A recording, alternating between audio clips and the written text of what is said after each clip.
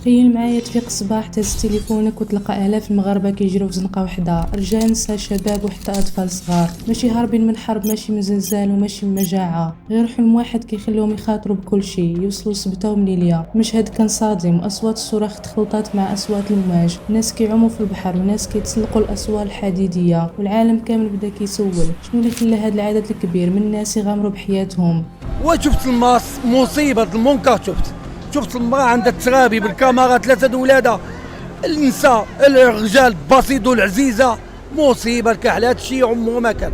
في هذا الفيديو غادي نرجعوا بالزمن باش نفهموا كيفاش ولات سبتة ومليليا اخر باب كيظنوا الاف المغاربه انه غادي يبدل حياتهم، ولكن واش فعلا كتوصلهم الحلم ولا كتوصلهم بدايه معاناه جديده؟ خوتنا ميتين داخل وهما كيصطبوا عليهم، كيصطبوا على خوتنا ميتين في المطايه. واحد الحاله ديال الكلاب. Tonight, chaos in Ceuta, Spain's small Spanish territory that borders Morocco.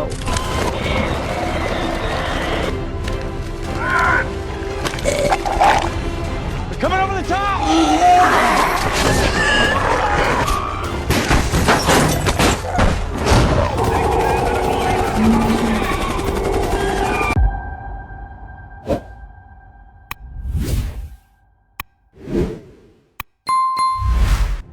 باش نفهموا علاش سبتة ومليليا ولاو اقرب طريق لاوروبا خاصنا نرجعوا سنه 1415. في ذاك الوقت البرتغاليين احتلوا سبتة، ومن بعد سنين انتقلت اليد الاسبانيه، اما مليليا فاحتلتها اسبانيا سنه 1497. ومن ذاك الوقت المدينتين بقاو تحت السيطره الاسبانيه رغم انهم على بعد كيلومترات قليله من المغرب، ولكن ما كانش شي واحد كيحلم يمشي ليهم. اللي غادي يغير كل شيء هو اللي وقع بعد اكثر من 500 عام. مع بدايه الستينات والسبعينات الاقتصاد الاسباني بدا كيتقوى، والمصانع ولات كتحتاج يد عامله من دول بحال المغرب، وهذا الشيء اللي خلى سبتة ومليليا تولي اقرب نقطه اوروبيه يمكن الوصول ليها. ومن هنا جا الحلم اللي كيسموه اسبانيا.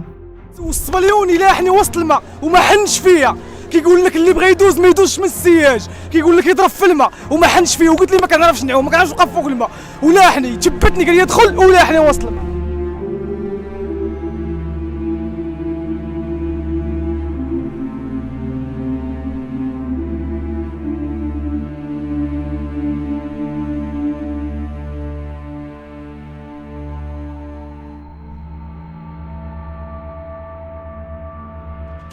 مع نهاية التسعينات أوروبا شدت الحدود بقوة، وسبتة ومليليا ولاو أول نقطة إسبانيا يمكن الوصول لها. ومن هنا بدات الأسوار العالية، الأسلاك الشائكة والكاميرات. كل ما زادوا الحراسة كل ما زاد عدد اللي كيحاولوا يعبروا.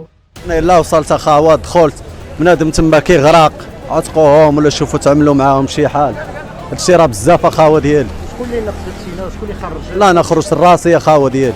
انا خليت مشيت، انا عندي ولادي تمايا ما كراهش يمشي لعندهم، كاين والو خاوه خدمه والو، غير الراحه البطاله.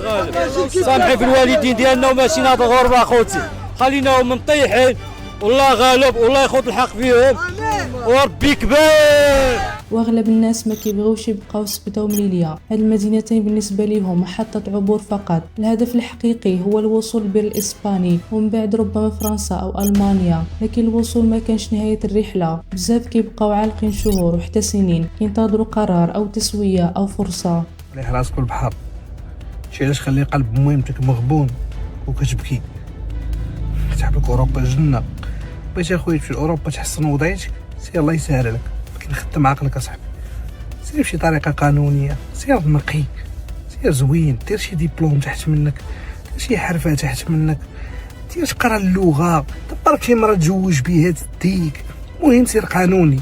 ونهار غتمشي قانوني غتكتشف انك راه كتبقى اترونجي، راه قمه العنصريه وقمه الحقره، وديك الحقره اللي ما كنتيش كتصبر عليها في بلادك غتصبر عليها في بلاد الناس.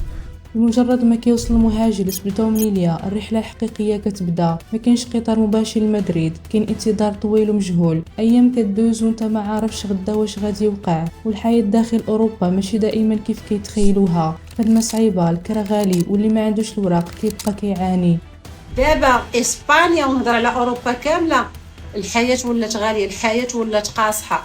انا راه حاطه الرقم والله بعد المره قلبي كيدورني كل وحده وظروفها. كاين اللي عندها وليدات وخاصها تحمل المسؤوليه وساكنين غير في اوكوبا، الكرا غالي، كل شيء ولا غالي. سيروا دخلوا سوق ريوسكم وديروا عقلكم، سيروا قراو قراو قراو. لكن هذا الشيء ما كيعنيش ان النجاح مستحيل. كاين الاف المغاربه اللي نجحوا خدموا وبنوا حياه كريمه. الفرق هو ان الطريق القانوني كيعطيك حقوق وحمايه، اما الطريق الغير قانوني ففيه احتمال كبير ديال المجهول. بزاف من اللي عاشوا التجربه كيقولوا كون كنت عارف هذا الشيء كون فكرت 1000 مره قبل ما نخاطر. ورغم كل هاد المخاطر مازال كاين اللي كيغامر، لان الانسان اللي فاقد الامل كيولي مستعد يجرب اي فرصه حتى لو كانت صعيبه. انا بغيت نبدل حياتي. انا واحد المراه ما عندي حتى شي حاجه، جالسه في الكروسه درت عمليه على ظهري ادت لي الاعاقه، دابا كنطلب باش كناكل. وراء كل صوره كنشوفوها كاين حكايه. كاين شاب بغى يعاون والديه، كاين اب باغي يوفر مستقبل لولادو، وكاين حتى قاسم اقتنع ان الضفه الاخرى غادي تبدل حياته. لكن سبته وليليا ما كانوش نهايه الرحله، كانوا غير محطه. كاين اللي وصل ونجح، وكاين اللي وصل ولقى راسو كيعاني اكثر، وكاين اللي للاسف ما وصلش اصلا. صدمت على ميت، ما قدرتش نزيد نكمل. كيش ندوز انا هاد الليله بهاد العقل هدايا؟ باش دار بعض الناس ميتين لعين وزيد الناس في الماء انت كتصطام عليهم وسمحوا. روح ديال بنادم وحياته ولات عنده غير زايد ناقص وحق. لا اله الا الله. شوفوا خليني ما نشرح لكم هذاك الشيء اللي شفت بعيني انايا فايت. داكشي اللي نقدر نشرح لكم والله ونعاود لكم حتى تبكيو بالرجل. انا شفت بنادم تيموت بالبرد، شفت بنادم حماق، شفت بنادم تنادم مع الحاج، شفت بنادم صافي تقطع به الحبل. صعيبه صعيبه صعيبه صعيبه تيقوا بيا الحريق صعيب والله تقاصح. ومازال نقول لكم انا والله ما ضد بنادم يخوي البلاد، انا ضد بنادم يحرق. انا ضد بنادم يحرق. شي لا حرقوا 1000 راه يوصلوا 300 راه مشكله، راه 700 ديال الرواح مشاو. شحال ديال الامهات تقطعوا حماقوا وتسطاو وهبلوا وتعقدوا. ولا عنده بنادم يربحها يذبحها. لهذا أي نقاش على الهجرة خاصو يكون بعيد على الأحكام السريعة، إن كل واحد عنده ظروف وقصته. ولكن قل لي، واش إلا كنتي شاب كتشوف سبتة ومنيليا قدامك، واش كنتي غادي تغامر ولا كنتي غادي تختار طريق آخر حتى لو كان أطول؟ اكتب لنا رأيك في التعليقات، لأن وراء كل موقف كاين إنسان وعائلة وحكاية. وإلا عجبك الفيديو ما تنساش تعطينا لايك واشتراك، ونشوفكم في الفيديو الجاي اللي غادي يكون على موضوع اللي دار بزاف ديال الجدل في المغرب وفي العالم.